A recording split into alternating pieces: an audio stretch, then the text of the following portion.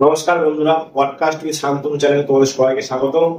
আজকে আমি এসেছি সোনারপুরে। দাদার নাম শুভঙ্কর শাস্ত্রী, সোনারপুর নিবাসী। তোমরা দাদার সাথে যে কোনো তন্ত্র বিষয়ে দাদার সাথে কন্ট্যাক্ট করতে পারো স্ক্রিনে দেওয়া নম্বরে। আজকে দাদার সাথে আমরা বিভিন্ন রকম তন্ত্র এবং প্রেত সাধনার বিষয় এবং সামনে যে দোল পূর্ণিমা আসে সেই দোল পূর্ণিমার কিছু আর্থিক উন্নতির টোটকা নিয়ে, শত্রুনাশ টোটকা নিয়ে আলোচনা করব। তোমরা সঙ্গে থেকো। নমস্কার। নমস্কার দাদা। হ্যাঁ, আমি তোমার কাছে যেটা জানবো, সামনেই দোল পূর্ণিমা আসছে, তার আগে যে নেড়া পোড়া হয়, যে আগুনটা জ্বলে, সেখানে কি কোনো কিছু দিয়ে কোনো আর্থিক উন্নতি করতে বা মানে কোনো কর্ম উন্নতি করতে কিছু হয়? হ্যাঁ, তন্ত্রের এই দোলের আগের দিনে আমরা যে ন্যাড়াপোড়া বলে থাকি, এটা আসলে ন্যাড়াপোড়া ঠিক নয়, হোলিকার আকুশি দহন।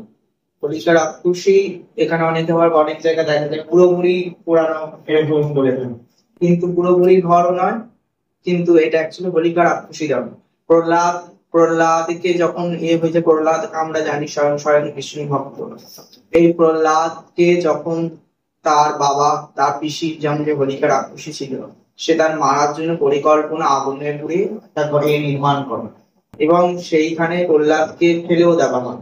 কিন্তু ভগবান বিষ্ণু কৃপায় সেই দিন ছিল দোল পূর্ণিমার আগের দিন, সেই তার কিছু হয় না, কিন্তু হোলিকার গায়ে অটোমেটিক সেই আগুনে ঝাঁপ দেওয়া মাত্র আগুনে যখন প্রবেশ করে তার গায়ে এ হয় এবং হোলিকা সেখানে মৃত্যু হয়। সেই থেকে এই ন্যাড়াপোড়ার আগের দিনটা, অর্থাৎ দোল উৎসবের আগের দিন, হোলিকা রাক্ষসী দহনের জন্য, স্বয়ং বিষ্ণুকে প্রসন্ন করার জন্য তাই এই ন্যাড়াপোড়া উৎসব পালন করা হয়। এই দিন যেমন আমরা ন্যাড়াপোড়া অনেক জায়গায় দেখি, এমনি বিভিন্ন রকম পাতা পাতা জোগাড় করে আমরা ন্যাড়াপোড়া করছি, এরও কিন্তু সবকিছু ন্যাড়াপোড়ার একটা টেকনিক আকার আছে, কিন্তু যে যেরকম ভাবে করে দিল সেটা কিন্তু হবে না।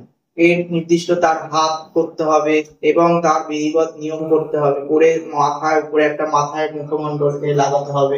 এই সমস্ত কিছু সম করার পর তারপর তার পূজা বিধি, হোলিকা রাক্ষসী হোলিকার পূজা আছে, দোলের বিভিন্ন মন্ত্র আছে, সেগুলো যুক্ত করে এইবার তুমি যদি ওর মধ্যে যে কোনো ক্রিয়াকলাপ করতে চাও সেটা করা যেতে পারে।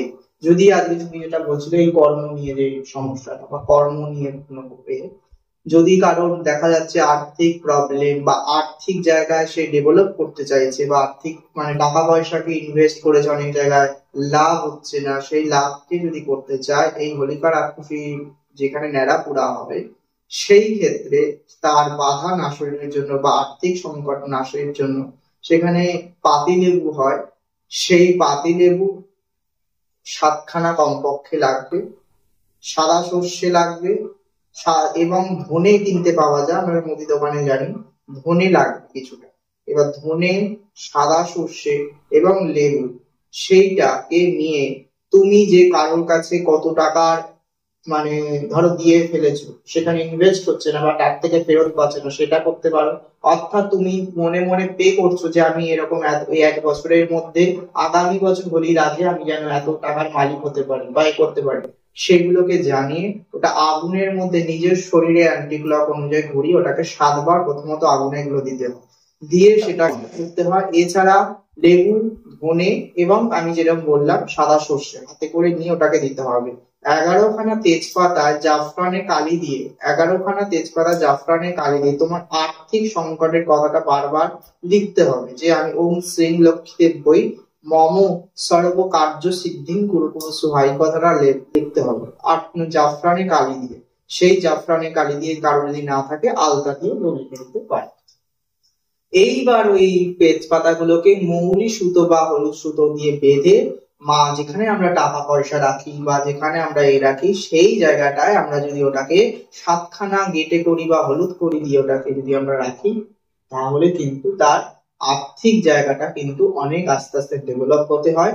আর ভগবান ওই দিনকে ভগবান পূর্ণিমা লেগে যাওয়ার পর পরও যদি আমরা সেদিনকে যদি পঞ্চামৃতে শিবের যদি অভিষেক করানো যায়, তাহলে তার আর্থিক জায়গা অনেক। তো তোমরা শুনলে, তোমরা ট্রাই করতে পারো, অবশ্যই তোমাদের মঙ্গল হবে। নমস্কার।